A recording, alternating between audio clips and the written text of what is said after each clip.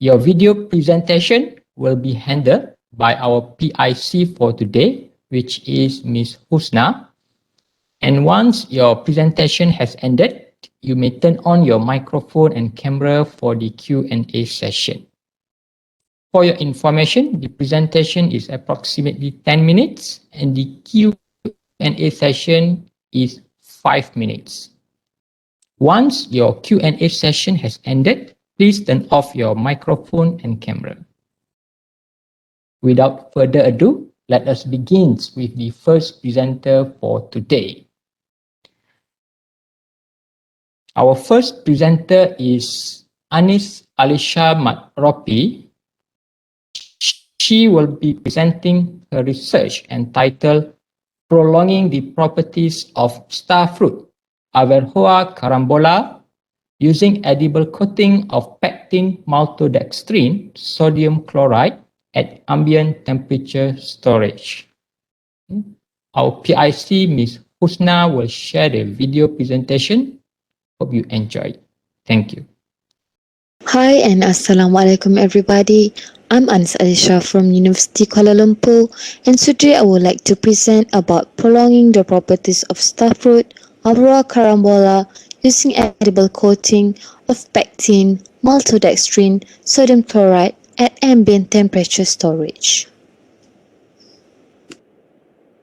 Starfruits are very preferable by many because of very sweet and sour taste. It can be eaten raw or in juicy form. It contains rich of natural antioxidant, for instance carotenoids, vitamin C, and some phenolic compound. Somehow, starfruit can easily spoil and only last for 7 days at ambient temperature. This has happened due to higher moisture content in starfruit, and it is favorable to the bacteria that can cause fruit spoilage such as Acinetobacter, Pseudomonas, Clostridium, and lactic acid bacteria. Hence, edible coating, the environmental friendly method, was discovered and very good to minimize the moisture content, maintaining the firmness of the fruits, as well as it contains of protein, lipids, and polysaccharide.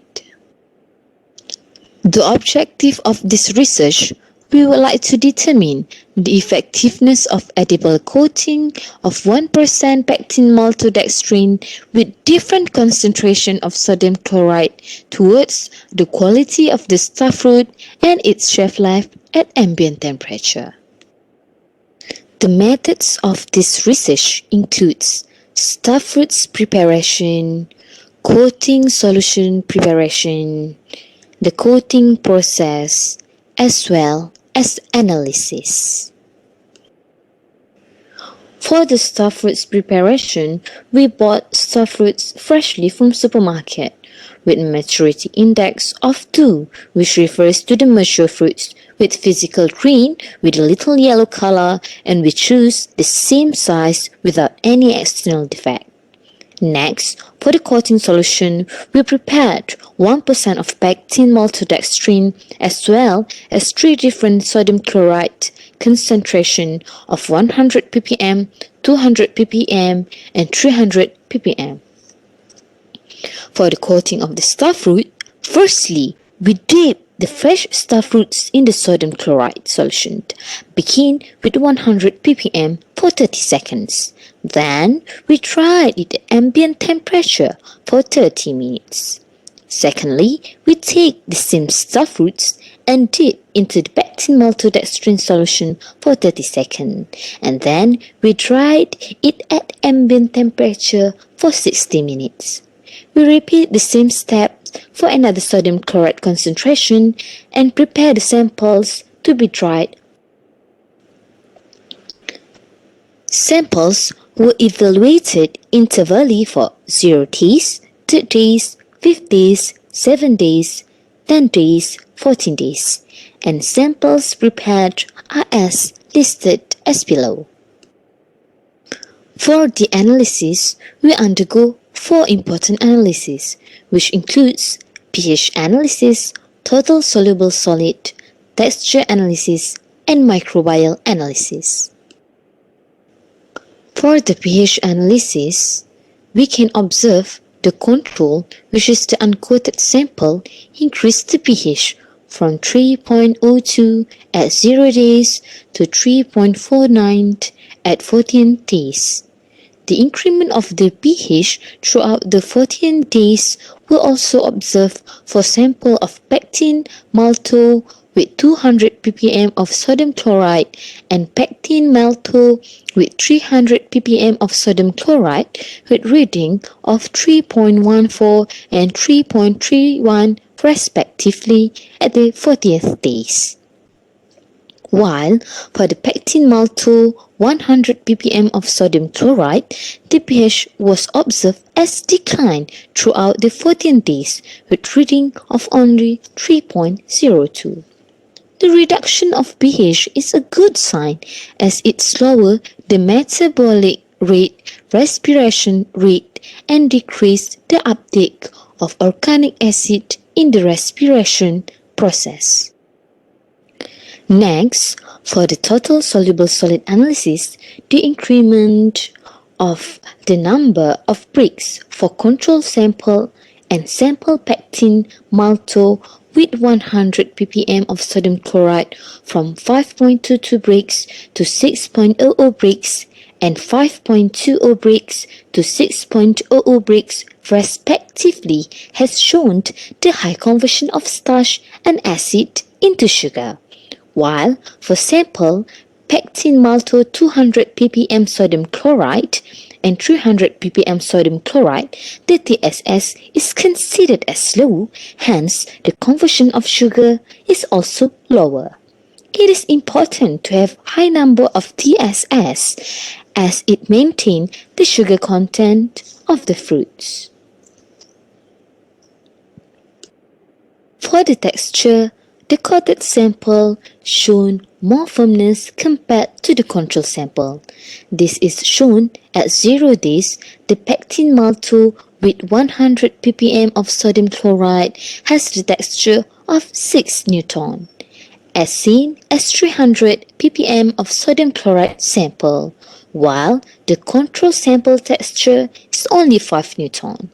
This is related to the application of the edible coating that helps to increase the structural rigidity of the surface of the fruits. Next, we proceed for the yeast and mold growth. For the control sample, the growth is 5.49 log CFU per ml. For a sample of pectin maltose and 100 ppm of sodium chloride, the yeast and mold growth is only 4.63 log CFU per ml.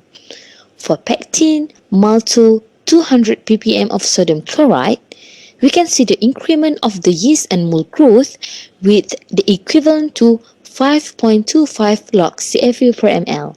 And lastly, for the sample of pectin maltose and 300 ppm of sodium chloride, the growth of the yeast and mold is higher, which is 5.47 log CFU per ml.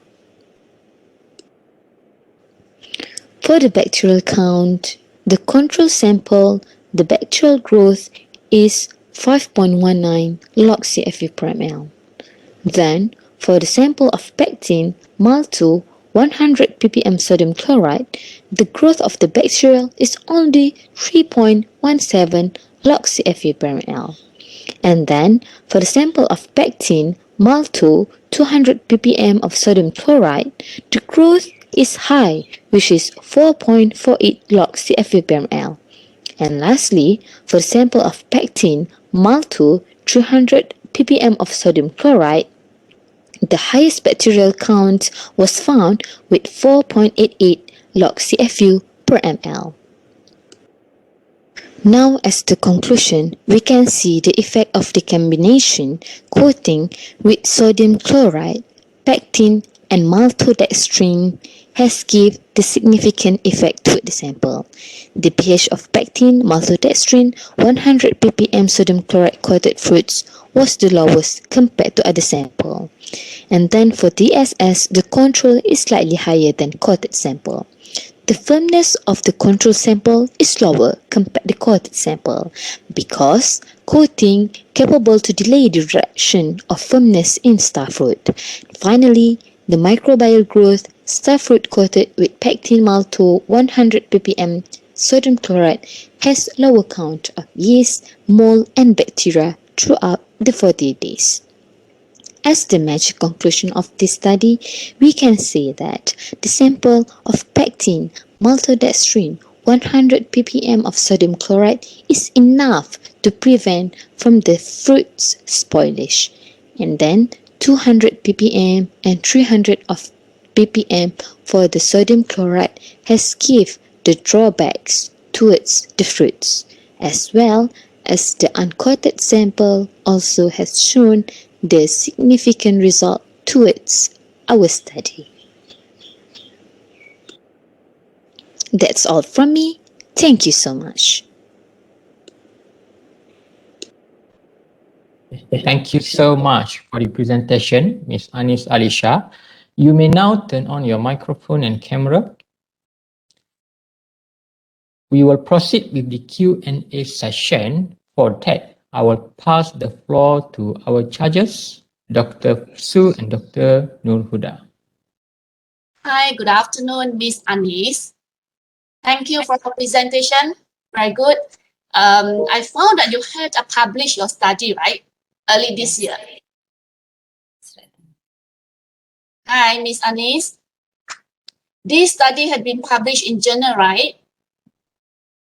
Yes, sir. Okay, congratulations. So I do not have any question on the methodology part. Okay, I only have one general question. Which type of consumers that you would strongly recommend this product for and why? That's all from me. Thank you. Okay, I'm going to answer the question. So basically, our targeted consumer is basically like we are not very concerning like just only one group, because starfruits can be eaten by in every ages, every races, and everyone loves the starfruit. So basically, we would like to emphasize to have this edible coating, especially towards the consumer, like the mother, and then also the farmers that would like to go and sell their starfruit. So basically, edible coating can enhance and prolonging the starfruit itself. Okay, thank you. Okay, thank you, Dr.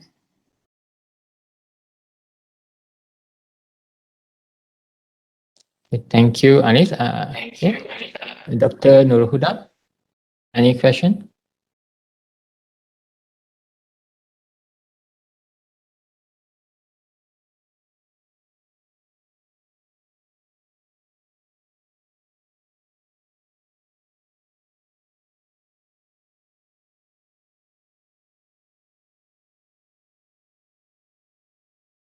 I'm not sure whether Dr. Nur Huda is here. Yeah. Okay, Doctor, we actually can't hear you. Maybe because it's too slow. Yeah. The volume is. Okay. Okay, Assalamualaikum Anis. Can hear? Okay. Yes, we can. Thank you for your good presentation. Actually, I think this is a good work for edible coating in straw. But I only have one question to your statistical analysis, because most of the data that you presenting not mention whether the data is significantly or insignificantly with the control and so on. For example, when you say that edible coating increase the texture of, it seems like similar to the other populations. However, is it a significance or not? Findings. That's my question. Okay, Doctor. So just in terms of the firmness or overall, Doctor? Sorry? Just in terms of the firmness or in every analysis? Analysis like pH, analysis, and so on.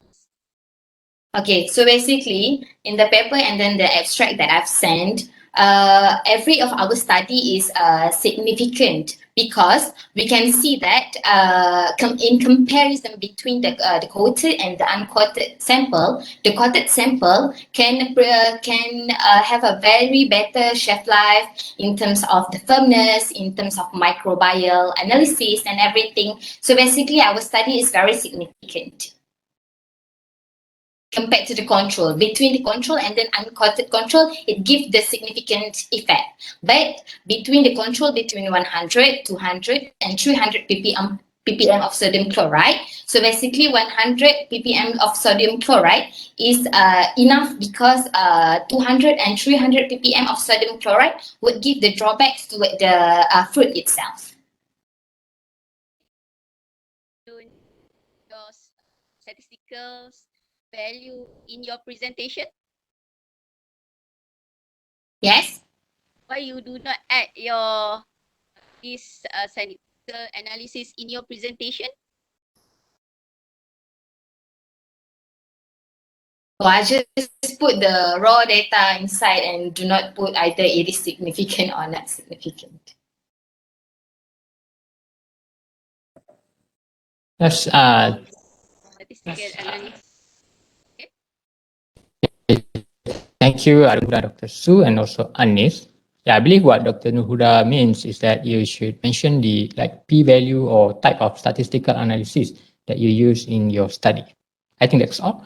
Thank you, Anis. We shall proceed Thank you. with the second presenter for today, which is Nurul Afidia Roslim from UNIZA. She will be presenting her research entitled Can Hypnotherapy Entice Obese and Overweight Individuals to Improve Their Dietary Intake? Ms. Husna will share the video presentation. Hope you enjoy the video. Thank you.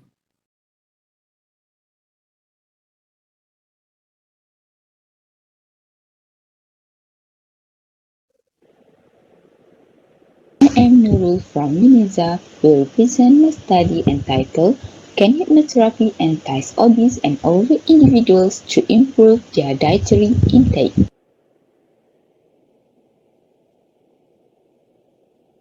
It is well understood that overweight and obese are defined as metabolic disorder due to body fat accumulation with a body mass index greater than or equal to 25. This phenomenon causes a global burden accounting for at least 2.8 million people dying each year due to several health conditions related to excess weight. Besides, overweight and obesity impacts individual quality of life, increased risk of mental health disease, as well as increased economic burden to healthcare systems.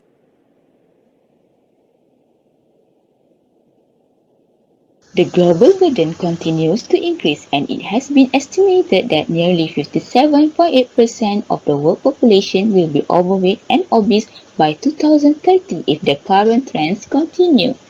Furthermore, Malaysia was ranked first among Southeast Asian countries with the highest obesity rates in adults and increasing prevalence by year. Various strategies have been implemented to combat this problem, especially through lifestyle modifications. However, this approach often proven ineffective for a long-term maintenance, and almost 70% will regain at least half of their weight after the intervention. Besides, excessive diet could lead to several problems such as eating disorder and body dissatisfaction. This therefore poses a higher demand for seeking alternative ways to improve health, and about 70% of people around the world use complementary and alternative therapies, including hypnotherapy. Hypnotherapy is a particular alternative approach that gained attention as an adjunct to the weight loss strategies. It is a process that uses a trance-like state to bring about positive changes in individuals. Generally, it will enhance motivation and encourage individuals to make changes. Although literature generally identifies hypnotherapy as a useful adjunct for weight loss, the use is still debatable and study within our focus setting is notably lacking.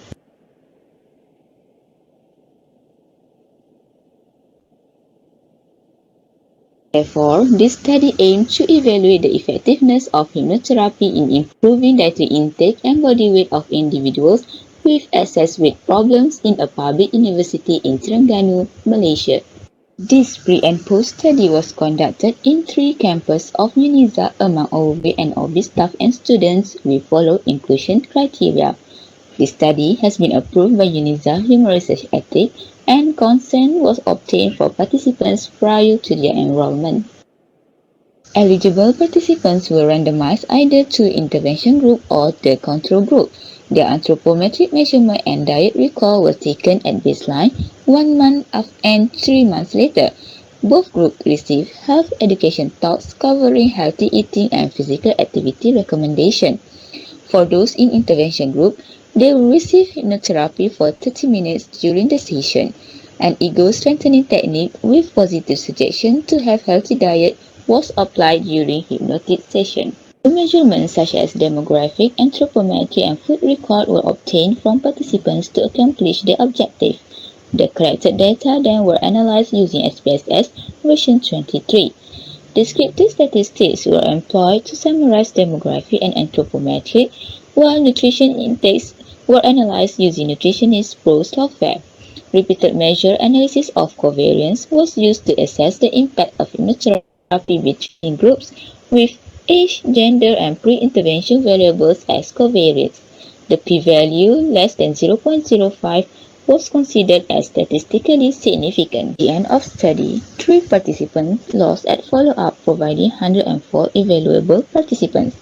Majority of them were female, Malay with mean age 26 years old, and of them 71% were students, unmarried, had no income, and most of them were obese. And for energy and macronutrient analysis during baseline, the intakes were slightly higher than acceptable range, with those in intervention group had higher intake for total fat. You can see from the table, from week 1 to week 12, there was significant decrease of body weight and BMI between intervention and the control group. There are also significant changes were found in energy, protein, and total fats intake between the group. Therefore, the results show that in our study cohort, the use of hypnotherapy could elicit a statistically significant decrease in energy, protein, and total fat intake, helping individuals to lose their body weight, which is consistent with previous studies. The successful use of hypnotherapy in existing excess weight individuals is supported by previous studies who found that hypnotherapy can enhance motivation and boost individual self-esteem in changing to a healthier habit. Despite captivating findings, there are several drawbacks that deserve attention. First, we only use one public university only, and convenient sampling during recruitment might not be entirely representative for all overweight and obese people. Generally, this study suggests that over 12-week duration of study, hypnotherapy shows promising potential as an adjunct treatment for weight problems. The outcome from this study may contribute to the early indicator for the design of more extensive long-term outcome research to reconfirm the effectiveness of hypnotherapy in combating obesity. That's all from me. Thank you.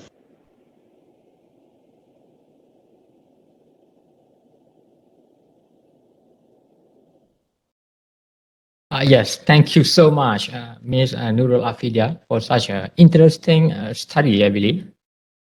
We shall proceed now with the Q&A session. You may turn on your video and microphone.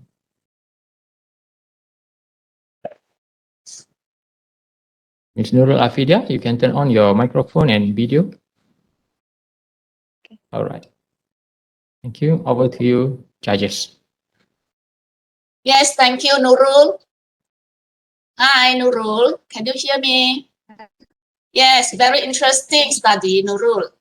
Congratulations. I only have one question. As you know, Malaysian population consists of different ethnic groups with different religion, right? So in your opinion, to what extent will this hypnotherapy being accepted in Malaysian population? Thank you. Okay, actually for my study, well, I only managed to get all the participants are from Malays and from Muslims. So, according to my study, from the Muslim perspective, they can accept the hypnotherapy sessions, and it's still lacking for other ethnics. Okay, that's all.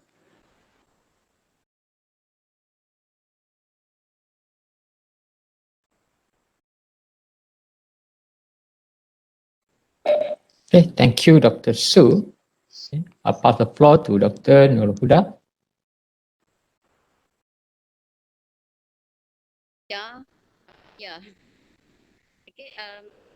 Thank you for your presentation. Yeah, this is nice study. Can you hear me? Yeah, can.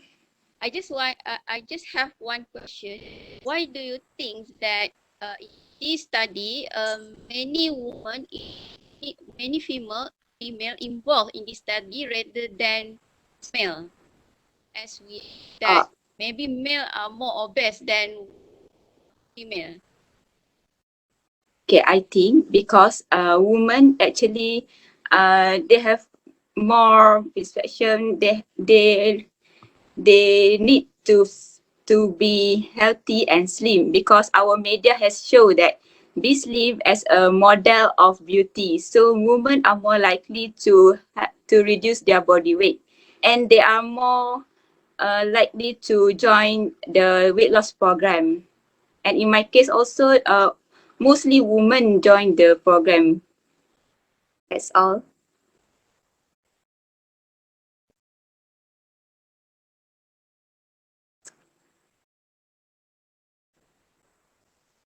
We have 2 more minutes for Q&A session. Okay, maybe if there's no question, let me ask you one question. Okay, Nurul. So what is the answer for the title? Can hypnotherapy entice obese and overweight individual? From my findings, hypnotherapy can entice access with individuals to improve their dietary intakes as they feel more motivated to change their dietary habits. Yes, thank you. Thank you so much. So it's associated with the motivation. Okay, well done. Such an interesting study. Thank you. You may turn off your microphone and video now. Okay, ladies and gentlemen, we shall proceed with the third presenter for today, which is Siti Nurhana binti Hanafi. She will be presenting her research entitled Dried Rice Ball Meal Using Brown Rice as Ready-to-Eat Food. Ms. Husna will share the presentation video. Thank you. Hope you enjoy the video.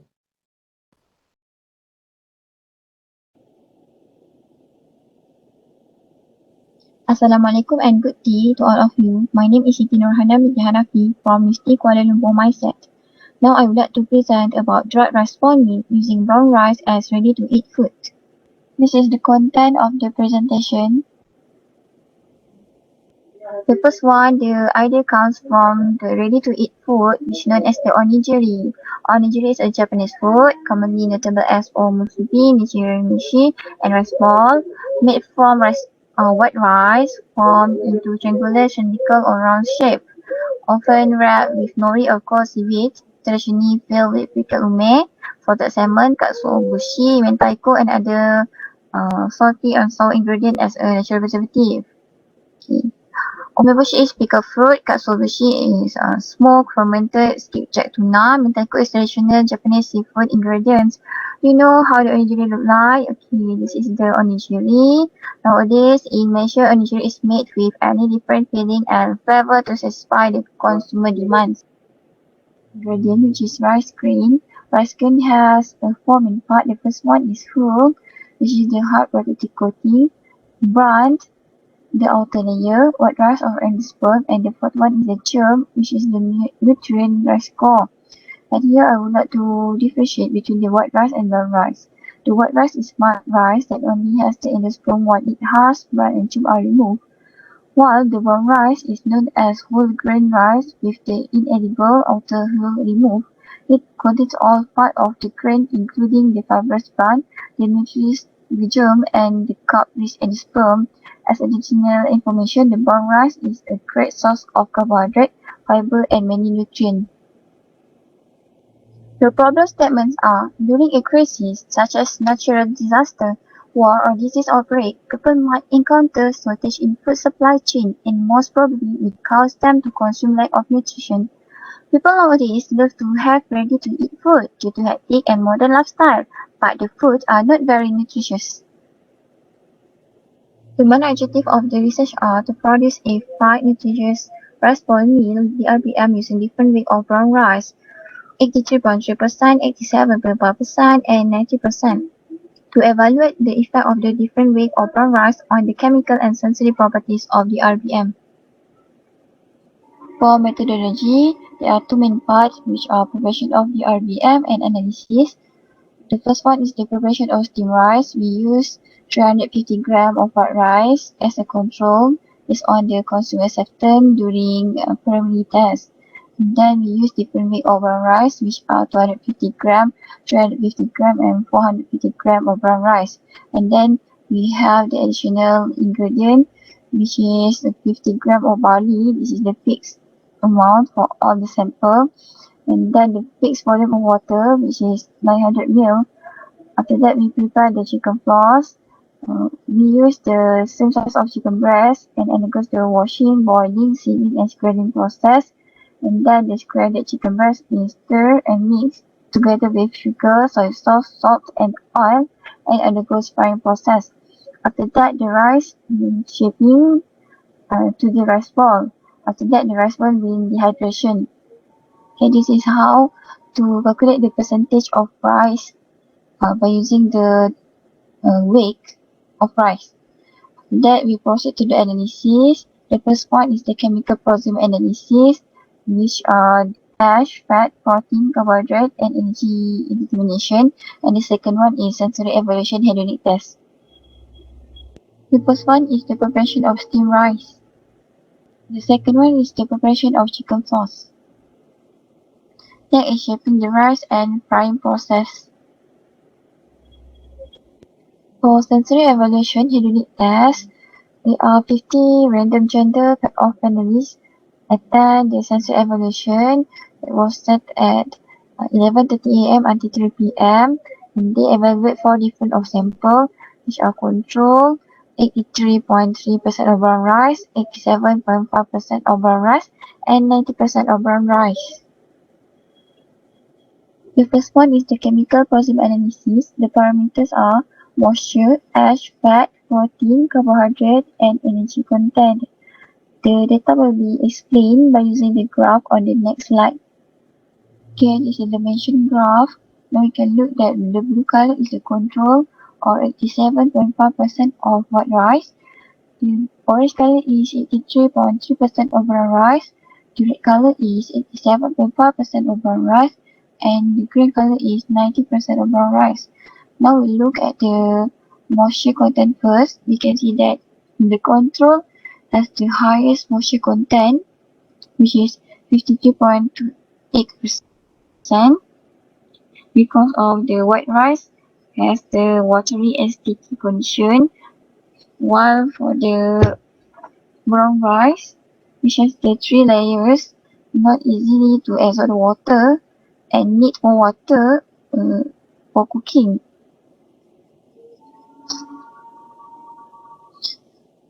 And then for ash, we can see that the brown rice has the highest ash content. Ash content represents the inorganic residue, which is the minerals in food. The increase of the weight will increase the mineral content. This due to the residue left will be higher and increase the weight of the ash. For the fat, we can see that the control sample has the lowest fat content. This is because the brown rice has the higher fat due to the presence of germ that contains fat, phytochemicals, and antioxidants. The higher amount of brown rice will increase the fat content, but in this case, 87.5% of brown rice has higher fat compared to the 90% of brown rice might due to the some loss of fat during steam process, or it may because of the germ broken or flow blasted, which is the perforate the bun without ceremony it. And then for protein, shows that not significant difference between all sample, and white rice the lowest protein compared to the brown rice. The increase of the brown rice show increasing of protein content because in the sperm, which is the middle larger layer, contains of protein, carbs, and small amount of vitamin and mineral. White rice undergoes milling and polishing process, remove some nutrients from it. And then for carbohydrate, brown rice has the higher carbohydrate because it is a whole grain. Bran is not removed. The bran contains more nutrition compared to its pellet counterpart. Increasing of brown rice will increase the carbohydrate content. Next is chemical analysis coordinate for the energy content kilocalorie. Based on the graph, we can see that 90% of brown rice has the highest energy. Energy is released and dependent on the calorie of carbohydrate, fat, and protein. To increase the energy, the content of other nutrition like carbohydrate, protein, and fat should increase too. Next is sensory evaluation head test. This is the graph of sensory evaluation head test. Now we look at the overall flavor. We can see that the control sample has the highest mean score, and then the 90% of brown rice have the lowest mean score. The taste score decrease when the brown rice increase because the brown rice has nutty flavor and the white rice has the milder flavor. The taste becomes stronger and disliked by the consumer. And then the brown rice is rarely to eat by the Malaysian consumer, while the white rice is more familiar. The firmness drop when using the brown rice because of the brown rice have outer layer more harder, and then the texture harder when increase of the weight of brown rice. As conclusion, the RBM using brown rice is more nutritious than the RBM using white rice. The objective of the study were achieved. In the study, 87.5% of brown rice is the best formulation by considering both acceptability and proximate analysis. As recommendation, the steamed rice can be cooked by using the water from boiled chicken to enhance the flavor and taste of the rice ball. And to determine the fiber content, because in the study, we do not measure the fiber content. And the last one is to study the shelf life to improve the shelf life of the rice ball.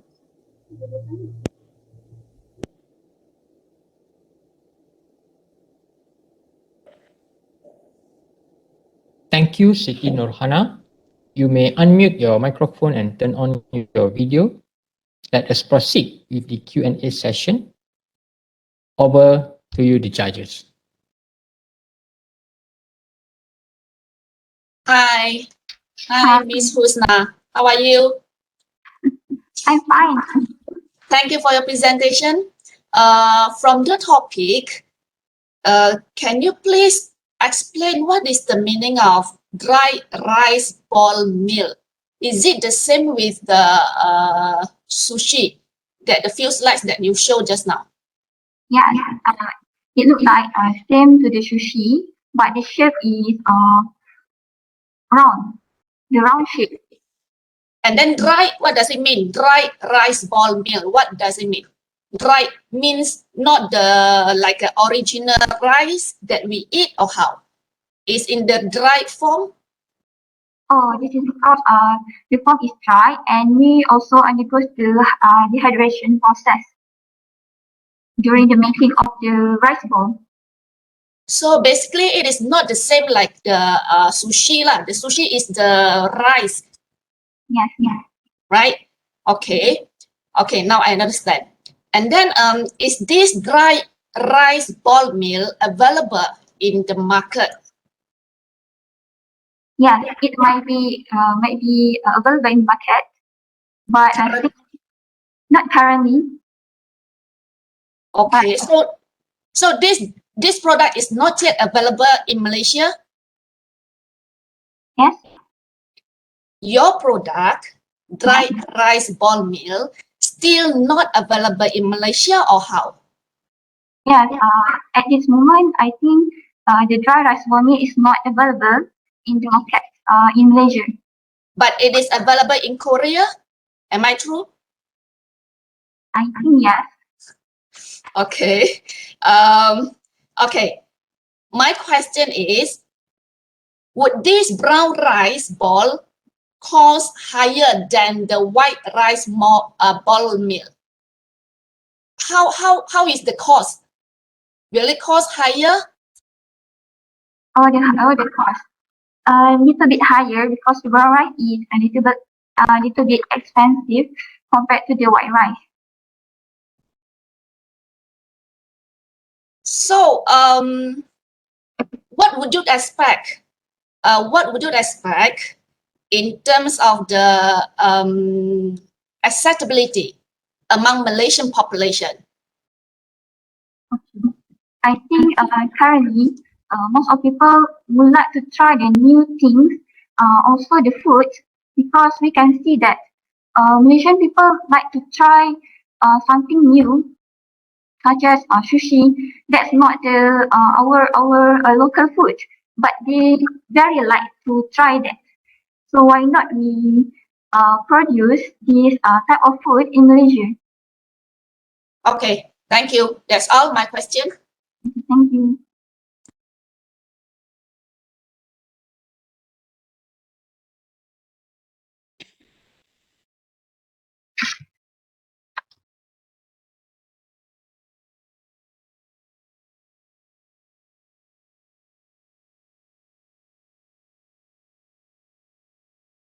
Assalamualaikum.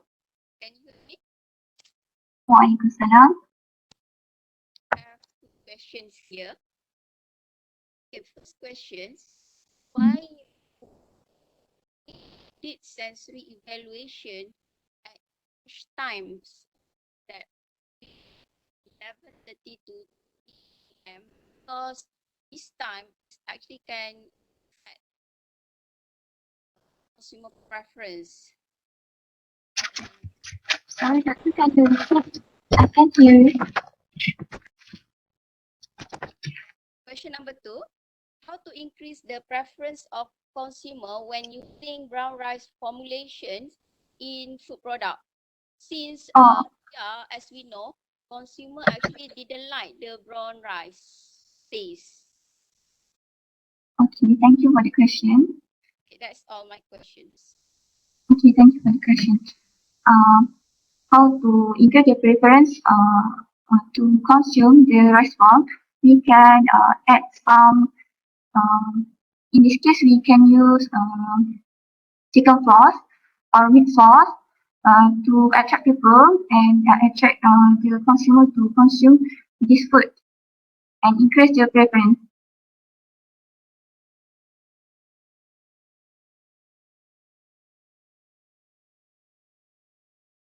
I'm answering your question, Doctor. Yeah. Your first question, why you did your sensory evaluation at lunchtime? Sorry, I can hear you. Huh? Sorry, I can hear you. Okay, the first question, why you did sensory evaluation between 11:30 to 3 p.m. since that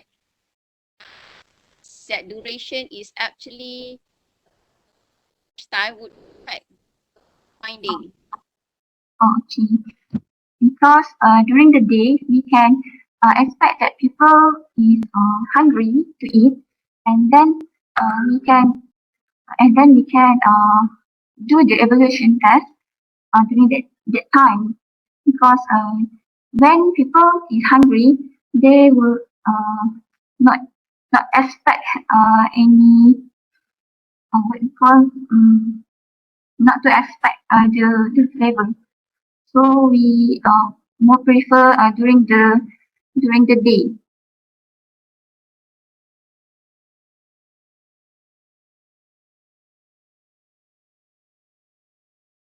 Thank you.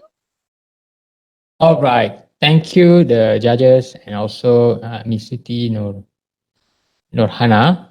All right. We shall proceed with the fourth presenter for today, which is Siti Nur Sharma Muhammad Sharif, to present her research entitled The Relationship Between Dietary Fruit Intake, Chem Responsive Element Binding, CREB, and brain-derived neurotrophic factor protein levels among adolescents in Terengganu.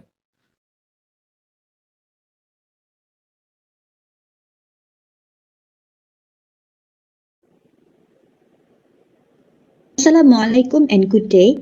Ladies and gentlemen, cognitive impairment is an increasingly important public health problem, with more than 100 million adults worldwide projected to develop dementia by 2050.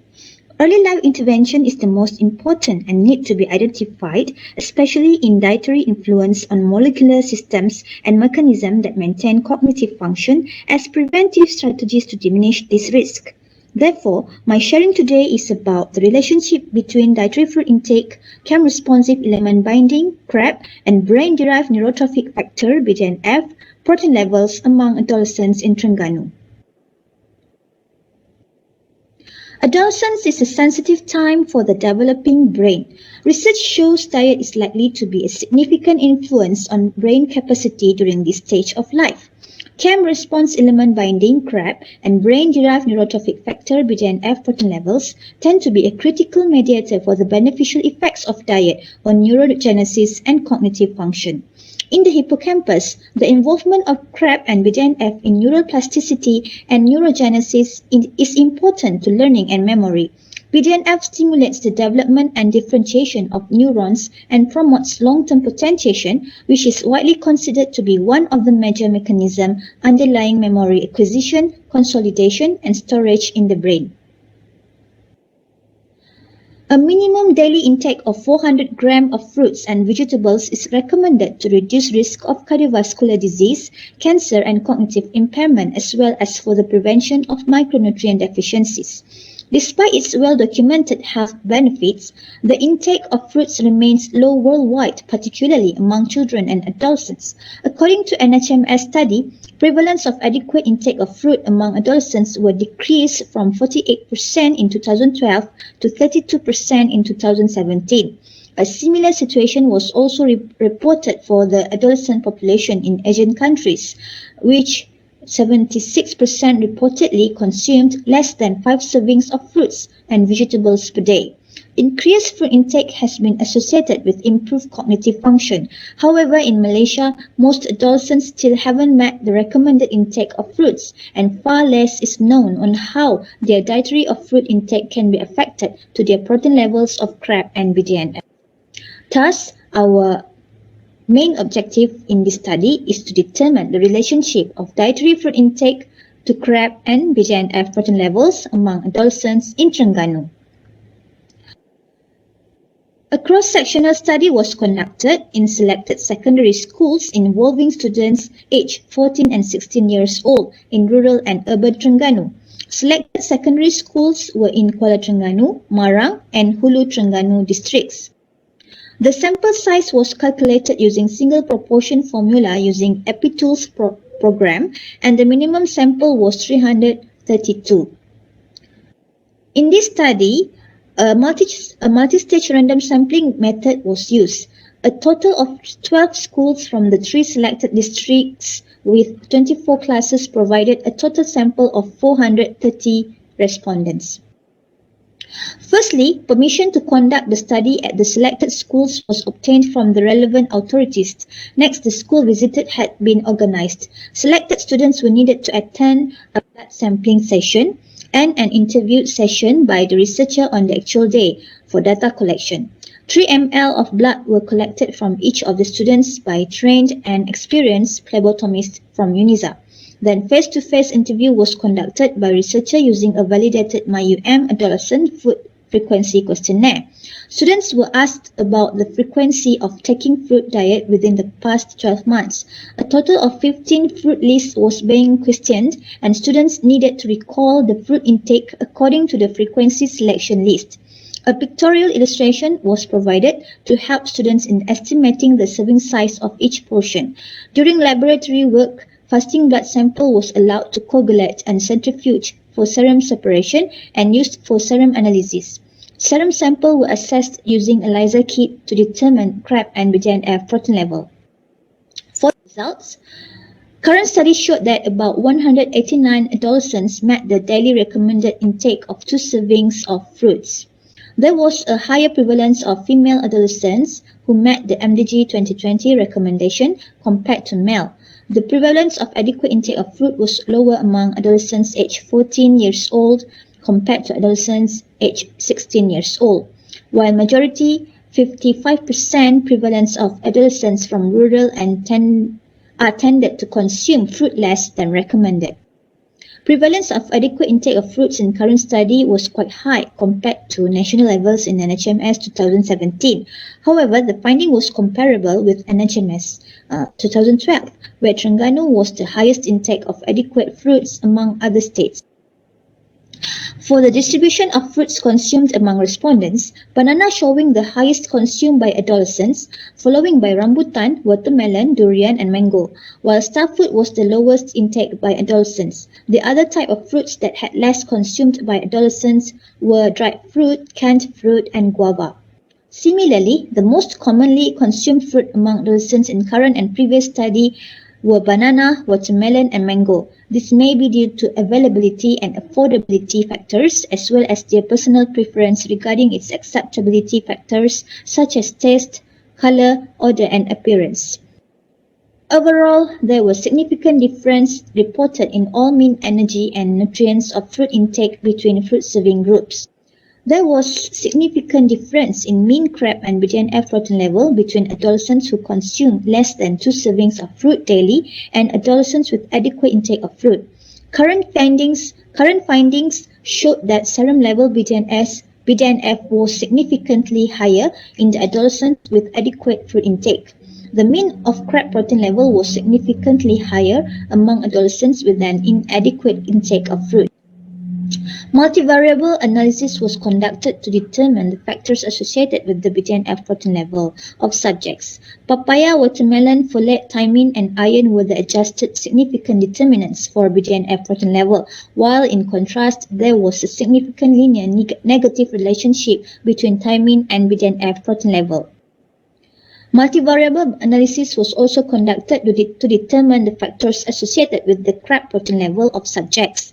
Overall, banana, vitamin A, and folate were the adjusted significant determinants for CRAB protein level, while there was a significant positive linear relationship between folate and CRAB protein level. According to Chan et al. 2008, also indicated that significant correlation between serum BDNF level with higher frequency of fruit intake in his human cross-sectional study. It is believed to be due to its bioactive compound, vitamins, or other substances in fruit that might affect circulating BDNF. In contrast with CRAB protein level, most previous interventional studies have highlighted the beneficial effects of flavonoid fruits on enhancing regional working memory with coexisting increases in CRAB's activity and BDNF levels at the hippocampus. Inverse relationship of protein level between CRAB and BDNF in current finding may occur due to previous studies which have reported that increase in BDNF expression induced by neuronal activity to be more dependent on other transcriptional activity. Both findings in crab and BDNF protein levels showed positive relationship with folate. This finding is consistent with the idea that folate supplementation can prevent memory deficit and BDNF imbalance, as well as associated with crab activation pathway. As a conclusion, adequate intake of fruits was found to contribute significantly to BDNF and crab protein level among adolescents in Terengganu. This result suggests that high intake of fruit may improve serum protein levels of BDNF, which may have a role in regulating neuronal survival and synaptic function in the central nervous system in adolescents. Local tropical fruits in Malaysia such as papaya, watermelon, orange, pear, guava, mango, banana and durian were associated significantly in BDNF protein. Negative correlation was found between fruit intake and crab protein level. These findings provide insight into what fruits Terengganu adolescents are consuming and the different status in the serum protein level of crab and BDNF among them with adequate and inadequate fruit intake. Future studies are needed for interventional studies regarding dietary fruit intake, cognitive function, as well as effects on behavior in understanding the cellular and molecular mechanism of crab BDNF related pathways. This is references, and for that I thank you.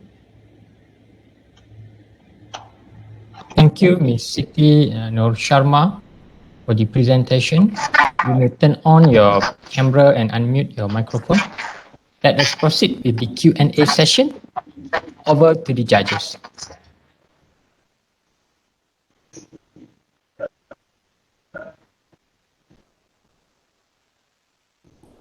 Hi, good afternoon, Miss Siti. How are you? Thank you for your presentation. Yes. Thank you. Yeah, very interesting study. Yeah, thank you. Did you control any confounder when you collect data on their fruit intake? Doctor, can you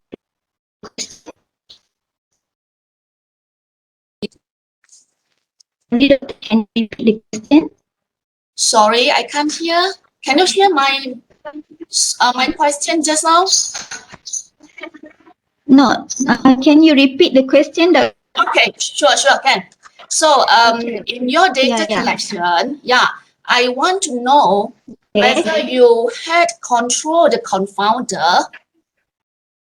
Did you control any confounder in your data collection for fruit intakes? No, doctor. I just collect their dietary. I just collect the fruit intake. From the past 12 months, and then I do the nutritionist pro analysis for their dietary intake. Okay, Just that. I understand. So, which questionnaire that you use for this fruit intake? Because it's too fast just now, I can't catch. Yeah, sorry. Okay, I use food frequency. I use food frequency questionnaire, a validated questionnaire from Okay, understand. So how did you know that let's say the protein intake, the other intake is due to other foods and not because of the fruit intake? If you not control for other food intake. Okay, doctor. I totally asked them regarding their fruit intake from the fruit questionnaire, fruit assessment questionnaire, and then I just calculate the total nutrient intake from their fruit itself, not from other dietary intake. Yes, correct. Siti, I understand. That's why my question is, I just wonder, how do you know that this crab and the BDNF is there is significant, you found there is significant between crab and BDNF and the fruit intakes, right? This is your finding. But how do you know that this crab and BDNF is due to other, let's say their meat intake, other intake, not because of the fruit intake itself? How do you know? You understand my question? Yeah, I understand. Yeah. Yes, thank you. Okay. Thank you. That's all my question. All right. So actually you need to control the confounder, not only collect data on the fruit intake. You need to see as well, maybe the subjects consume other foods that might influence the crab, not because of the fruit that you investigate. All right? Thank you. Okay. Yes, Understand, thank you. understand. Thank you. Thank you. All right.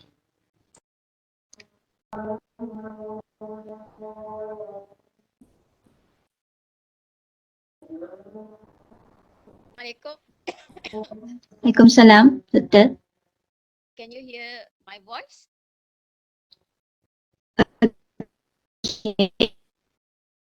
Clear? Yes, we can.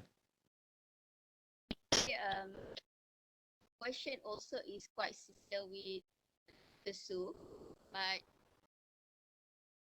one question here. Did have any significance or any data consume locals that all my questions. Sorry, Doctor. That you hear me? Big Doctor. Sometimes cannot hear. Collect data, the respondent Okay. they consume local or imported fruits.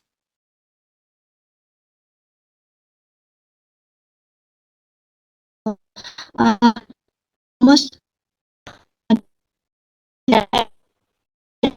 15 fruits. All of them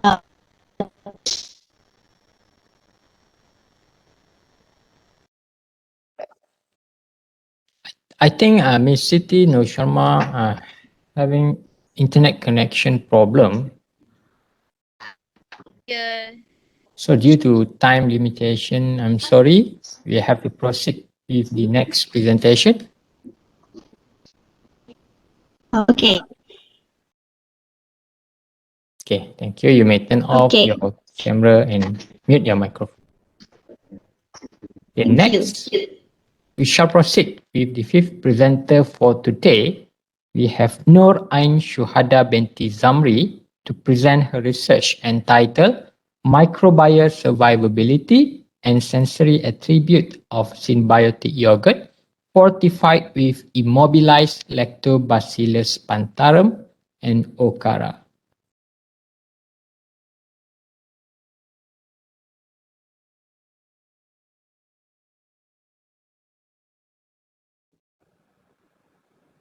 Assalamualaikum and hello. My name is Noor Ain Shuhada binti Zamri. I am a candidate from UniKL at Melaka. Currently in semester 1, which I just started pursuing my studies in Master of Chemical Engineering Technology. So here I am presenting a technical paper entitled Microbial Survivability and Sensory Attributes of Symbiotic Yogurt fortified with immobilized Lactobacillus plantarum and Okara. So first of all, I wanted to thank you for this opportunity and for letting me to experience this international e-symposium. I will start with the introduction part of the paper.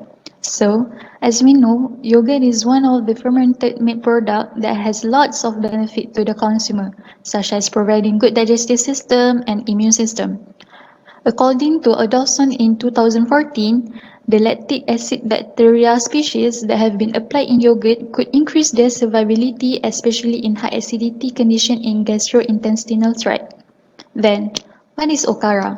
Okara is a byproduct produced by the soybean, which is a low-cost source, and it could function as a carrier to the probiotic and also has the prebiotic characteristics. It was reported that it could enhance the growth, stability, and viability of microorganisms. Therefore, by using okara as source of dietary fiber in food, okara not only increasing the economic benefit, it can also decrease pollution potential to the environment. Probiotic is a living microorganism that has good effect on the health of hosts by strengthening the intestinal ecosystem, whereas prebiotic is a specific type of fiber as an enricher for the good bacteria in stomach. This combination of two is classified as symbiotic. So, the chosen probiotic, which is Lactobacillus plantarum, was immobilized with the Okara as the Lactobacillus plantarum improved the host's health. Thus, there are several problem statements that have been addressed to be improved. First, the main concern would be the shelf life of the yogurt, where it could only last for 2 to 3 weeks in refrigerator and 1 to 2 months in freezer. Second, the demand for probiotic food is growing rapidly due to the increasing of consumer awareness. And the last one would be the contamination to the environment, whereby dumping of okara and cause high waste production. Therefore, the objective of this research is to study the effect of probiotic yogurt when implemented with different okara concentration, which including 1, 2, and 3%, along with control for 4 weeks of frozen storage in terms of probiotic survivability, pH, acidity, and sensory attributes. So these are the methods involved throughout the studies, starting with preparation of okara, probiotic lactobacillus plantarum, and then the yogurt. Next, the physicochemical analysis, microbiological analysis, as well as sensory evaluation. Technically, the okara was dried at 40 degrees Celsius overnight and then was grounded and sieved at 250 micrometer. The obtained fine powder then was stored in freezer at negative 20 degrees Celsius. This method is proceed with the cultivation of Lactobacillus plantarum in MRS broth and was enumerated by plating in MRS agar, followed by incubation at 37 degrees Celsius for 48 hours. After that, the formulation of probiotic yogurt is continued by the adding of okara into the raw milk. The mixture was treated and then slowly cooled off before the adding of 1% suspension of Lactobacillus plantarum. Then the mixture was incubated for 8 hours in order to produce a yogurt and then stored in the refrigerator at 4 degrees Celsius for further analysis. Proceed with microbiological analysis, where the probiotic culture was counted weekly throughout the storage period. And next, for the physicochemical analysis, it was started with the determination of pH by using pH meter and its acidity by titrating 0.1 normality sodium hydroxide with phenolphthalein as an indicator until the solution started to appear in light pink color. Besides, sensory analysis was also carried out by 50 untrained panelists, where 5 different attributes were evaluated that consist of appearance, aroma, taste, texture, and overall impressions. There were 8 total samples involved, each of them with different concentration of okara, such as sample A act as control for day 1 yogurt, whereas sample E act as control for day 21 yogurt. And last but not least, the method was proceeded with statistical analysis, where the result was analyzed by one-way ANOVA and also Duncan multiple range tests. All the data were presented in mean and standard deviation. So now we're moving on to the result and discussion part. As we know, yogurt is made from the fermentation of concentrated milk, and the quality depends on the production of lactic acid formed by the process. Thus, the pH measurement is important. It was observed that yogurt with 1% okara has the lowest value of pH between 4.24 to 4.42 until the end of analysis. So it was proven that lactose was converted to lactic acid and pH value was decreased. Then this low pH in 1% okara yogurt actually reflects to the higher acidity obtained, which is around 0.88% to 0.98%. So that it can be concluded that the decreasing of pH value increased the acidity percentage of okara yogurt. The increasing number of probiotic in yogurt is when the prebiotic dietary fiber was introduced. So, for the microbiological analysis, the highest number of probiotic was observed in second week, where 1% sample has the highest microbial count at 8.98. Based on the results, the number of probiotic were significantly different in comparison to yogurt with okara and control sample. However, the number decreased in week 3 and 4 as the prebiotic was fully consumed by the probiotic. Certainly, the viability of probiotic was tallied with the pH and acidity results, where the pH value is low and the acidity content is high when the higher probiotic amount is presented in the sample. The sensory evaluation was done for sample 1 to sample 8. So as referred to the results, highest score for color, aroma, taste, texture, sourness and overall acceptability is obtained by sample B, which is the day 1 yogurt fortified with 1% okara. Panelists' preference for all the attributes was decreased with increasing percentage of okara in yogurt. Therefore, control sample has a higher score compared with 2% and 3% okara yogurt. This is because of the okara affect the taste and texture of yogurt. The higher viscosity due to the increased interaction with casein. As a conclusion of this paper, these results suggest that among of all the samples, 1% okara is the best formulation for the production of symbiotic yogurt, since it was the most preferable sample by the panelists in most of sensory attributes. Plus, it also achieved the highest number of probiotic survivability throughout the 4 weeks of frozen storage.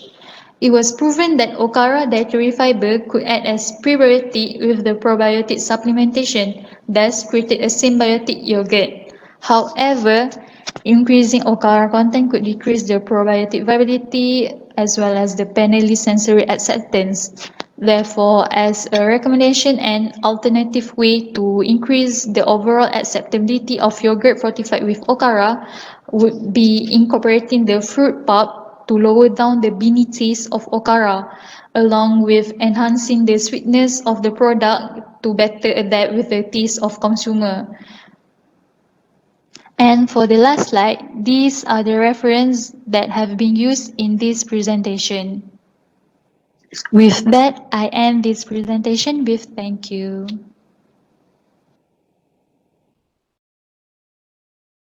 Thank you so much. I'm Nur Ain Shuhada for the presentation.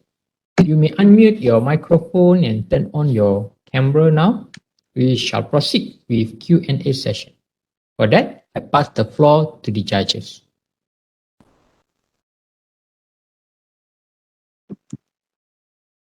Hi. Hi. Hi. Hi. Thank you. Yes. Yeah, thank you so much for your presentation. You know, I like yogurt so much and I drink yogurt almost every day. So do you think your product, this new product price will be cheaper than the available yogurts in the market? Sorry, without that? I just wonder, your product, this newly developed product, will the price cheaper as compared to the available yogurt product in the market? I assume it will be cheaper than the commercialized yogurt than the usual price, because the prebiotic use is not something new. I mean, it is something that it actually one of the alternative to control the waste actually, so it may not require so much any much cost. Okay. And then the control sample that you mentioned, is it a brand? No, actually it was the one of the yogurt samples, but without any addition of probiotic or prebiotic. Oh, not the current product in the market. No. Yeah, no. Okay, understand. So, do you think will this product win over, let's say, Yakult, which is one of my favorite product? Do you think that the taste win over this Yakult? Technically, personally, I think no, since the okara itself has some impact on the taste and the texture. So overall, you need further analysis and further improvement. Thank you. Thank you. Okay.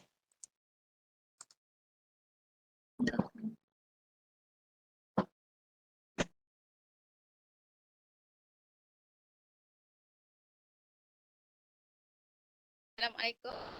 Waalaikumsalam, Doctor. Thank you for your presentation. So, why do you think that consumer does not look for option and suggest to improve taste? Suggest to improve taste, the taste of the yogurt. Do you mean the taste of the yogurt, Doctor?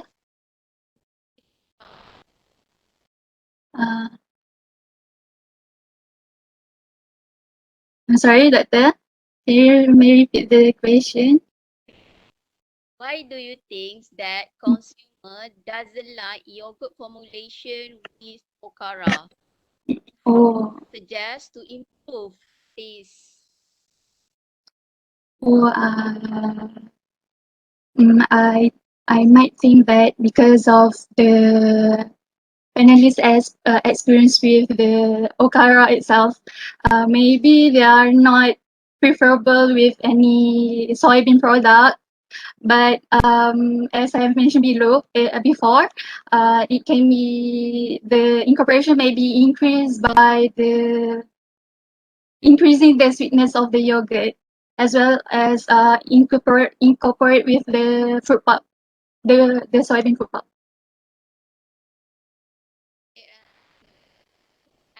The head sweet taste is actually affect the consumer preference, but Yes.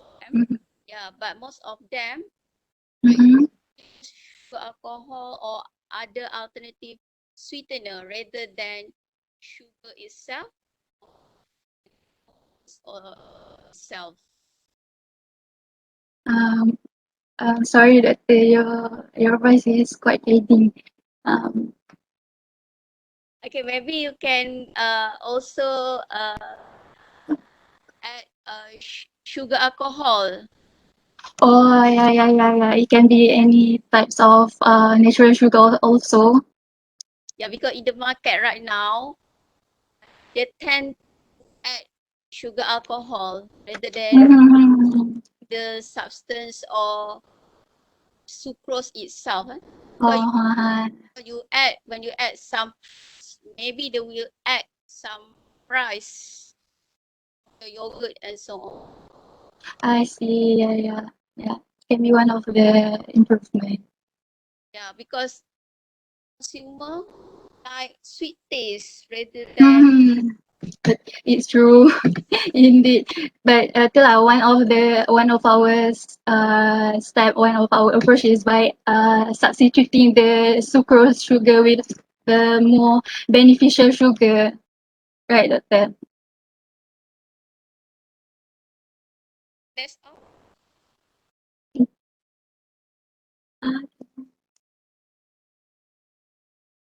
All right, I think that's all the Q&A session. Thank you, Norain Shuhada. Yeah, nutrition always said life is sweeter without sugar, but yet consumer love sweet.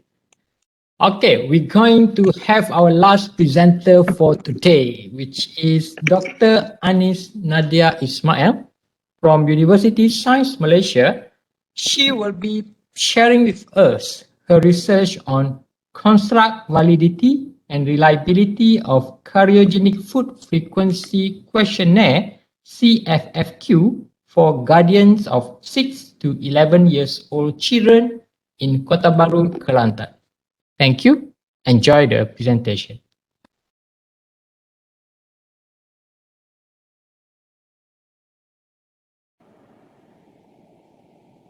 Assalamualaikum and greetings. I am Dr. Anis Nadia Ismail, a candidate from the Master of Dental Public Health, and I'm here to present on the study on construct validity and reliability of cryogenic food frequency questionnaire for guardians of 6 to 11 years old children in Kota Baru, Kelantan. My main supervisor is Dr. Rohaya Hassan and my co-supervisor is Associate Professor Dr. Wan Muhammad Amir Wan Ahmad. As an introduction, this study focuses on the construct validity and reliability of the CFFQ and focuses on the guardians of 6 to 11 years old children in Kota Baru, Kelantan.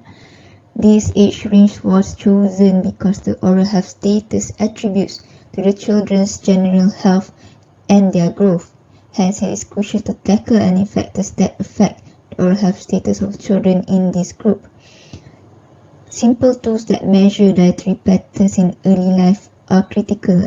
Hence, there is a need for proper evaluation for appropriate preventive approaches to be introduced. The MCFFQ by Qna Session Rahman has been linguistically validated. However, construct validation has not been done, and hence it is important to constructively validate the culturally adapted questionnaires to be used in Malaysia, as there is no constructively validated assessment tool available to assess these factors. This is the conceptual framework of the study. The general objective is to construct validate the MCFFQ, and the specific objective is to determine the construct validity and reliability, and also the exploratory factor analysis of the CFFQ. In materials and methods, the study was carried out into two phases, a pilot study and an extensive study. The study was done in Kota Baru using a cross-sectional study design from February to May 2021 in Kota Baru. The reference population is all guardians of children aged 6 to 11 years old attending primary schools in Kota Baru. The source population is the same as the reference population. The sampling frame is the parent should be a Malaysian citizen able to understand Malay, can participate in the administration of the questionnaires and fulfill the inclusion and exclusion criteria. And also the children should be physically and mentally normal and age 6 to 11 years old in 2021. The sampling method used was snowball sampling. For the research tools used in MCFFQ, the demographic section, which was used to record the demographic profiles, were based on the questionnaire by Zahan et al., while the cryogenic food frequency section was on the translated questionnaire by Qna Session and Rahman, and the final modified MCFFQ consisted of 15 domains and 65 items. This is the questionnaire used. In materials and methods, the data collection will be conducted online via Google Forms through WhatsApp application and Facebook. The statistical analysis was done using IBM SPSS version 25. The analysis used were descriptive analysis, exploratory factor analysis, and internal consistency reliability using Chromebox Alpha. These are the results of the study. The socio-demographic characteristics were that majority of the guardians were Malay, concluded the education at bachelor level, and acquired oral health information from the doctors, nurses, or healthcare workers.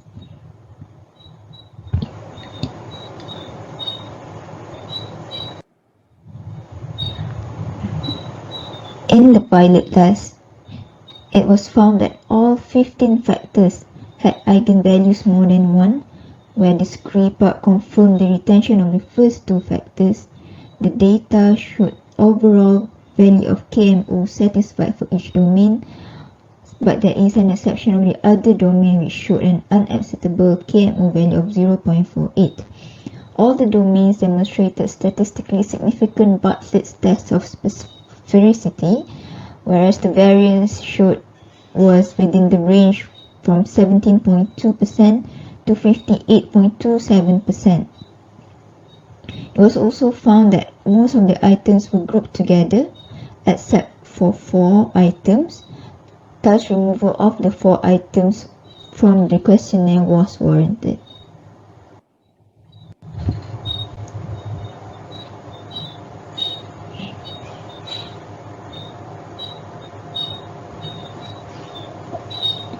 The factor loading for each factor in the MCFFQ should satisfactory factor loading.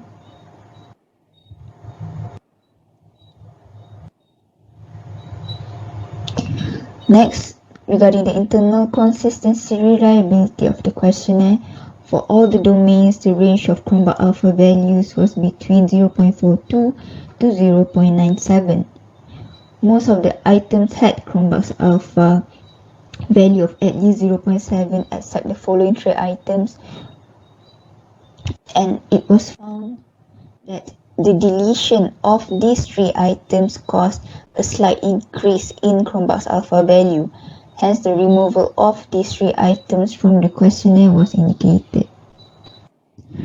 Moving on to the extensive study, in the socio-demographic characteristic, the findings were similar to the pilot test, except that most guardians completed their education at the SPM or CJ level.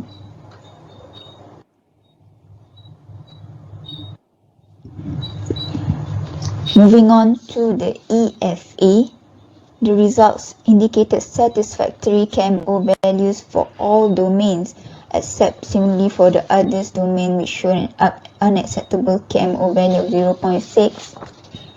All domains were presented with statistically significant Bartlett's test of sphericity, and the study also found that the variance ranged from 19.62% to 58.27%. Regarding the factor loading, the study revealed satisfactory factor loading for all items, and after the removal of the items that were not grouped together in the pilot test, it was found that all the items were grouped together accordingly in the extensive study.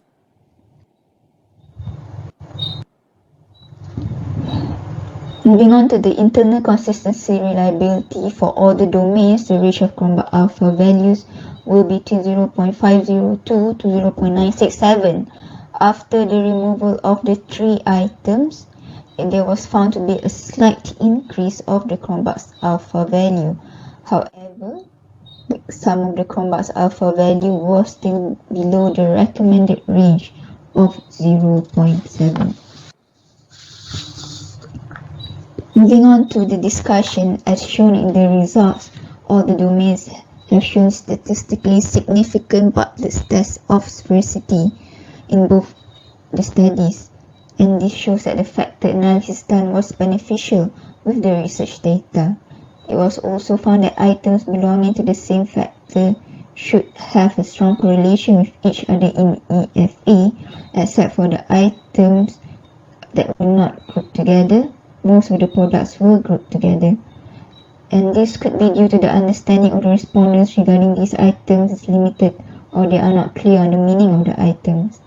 Another rationale is that these items are not commonly consumed by school. After omitting the 3 items from the questionnaire, a slight increase in Cronbach's alpha was seen. However, for certain domains it remained below the acceptable range. However, according to certain experts, Cronbach's alpha value of 0.5 is acceptable for a scale with few items. Hence, they were maintained because the expert committee determined that these items were important in assessing the questionnaire. However, the internal consistency reliability could be improved in further studies by rephrasing the items in the questionnaire or adding additional items in the domain. This was a limitation during the study as it could not be carried out due to the time limitation. As a conclusion, the MCFFQ is a reliable and valid tool for determining the relationship between dietary intake and the risk of developing dental caries. This research demonstrated the construct validity and internal consistency reliability of the Bahasa Malaysia version of the CFFQ for parents of children aged 6 to 11 years old in Kota Baru, Kelantan. These are my references.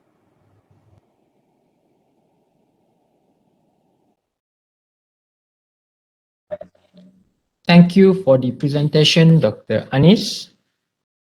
You may turn on your camera and unmute your microphone for the Q&A session. I'll pass the floor to the judges. Hi, Dr. Anis. How are you? Hello, Doctor. Thank you for your presentation.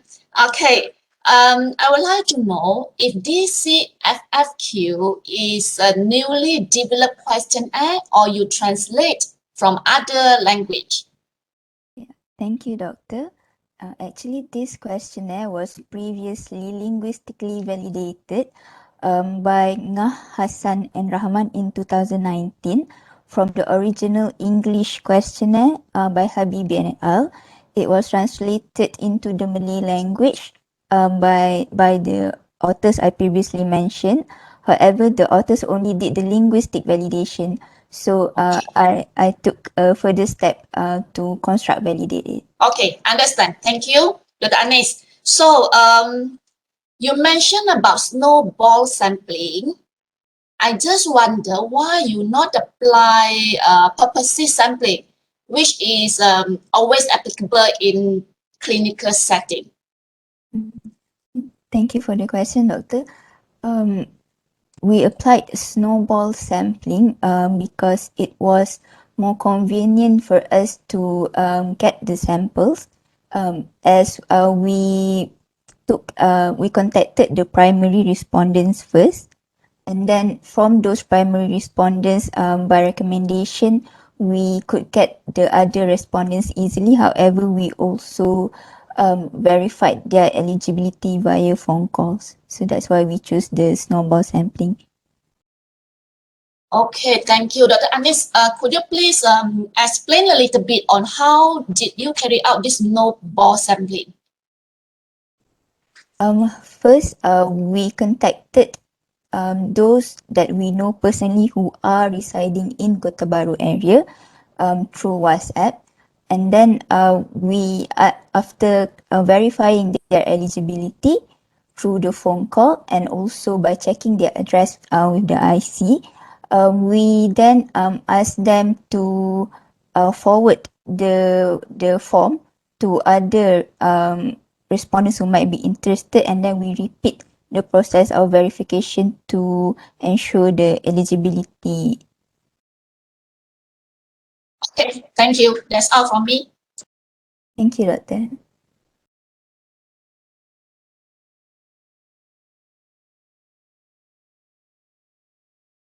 Dr. Anis, Kau salah, Doctor. thank you for your presentations. Okay, Doctor. Presentation. So I have only one questions. Did you compare your study with other findings since your study in Kelantan? Thank you for the question, Doctor.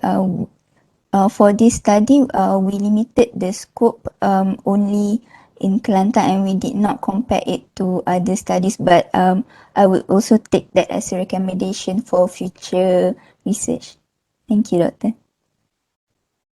Because in the discussions, just report what you find, but there is no comparison with other findings from other researchers.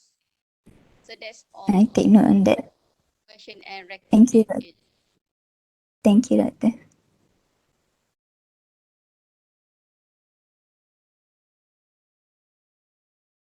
All right, thank you, judges, and also the presenter.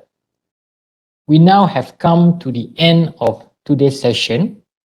Thank you to all participants for joining our program, and special acknowledgement to the panel of judges, Dr. Su Kahleng and Dr. Nurhuda Faujan, for joining us and evaluating the research presentation. Thank you so much. Before I end this session, I would like to invite all the participants and judges to switch on your camera for a virtual photography session.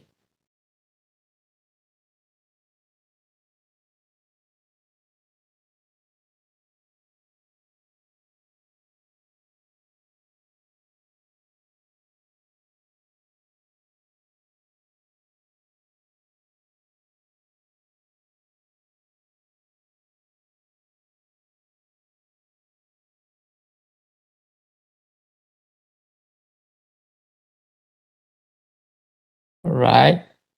Anis, Alicia, and Nurul Afidia, are you there? Yes.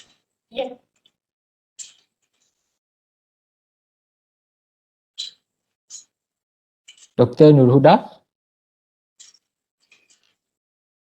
There is a symbol at Dr. Nurhuda image that you are having a connection problem.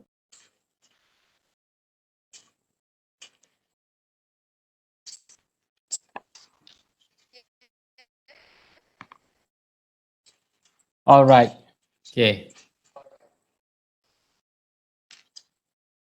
Yeah. Okay. All right, Dr. Nurhuda.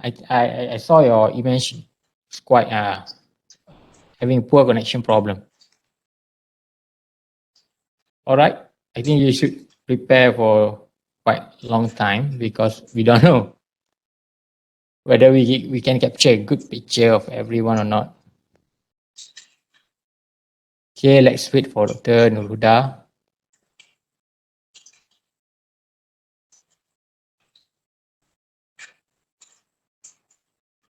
Yes, yeah. All right. Okay. Okay, I will capture the screen.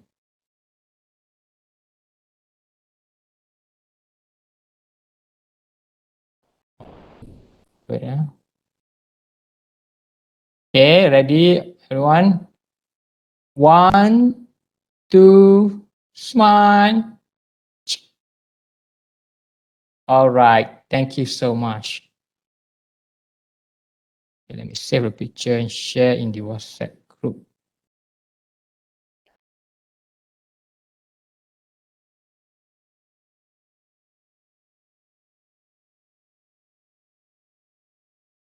All right. Thank you so much. So that's Thank you. Thank you, I'm going everybody. to end this presentation. Have a nice day, everyone. Thank you.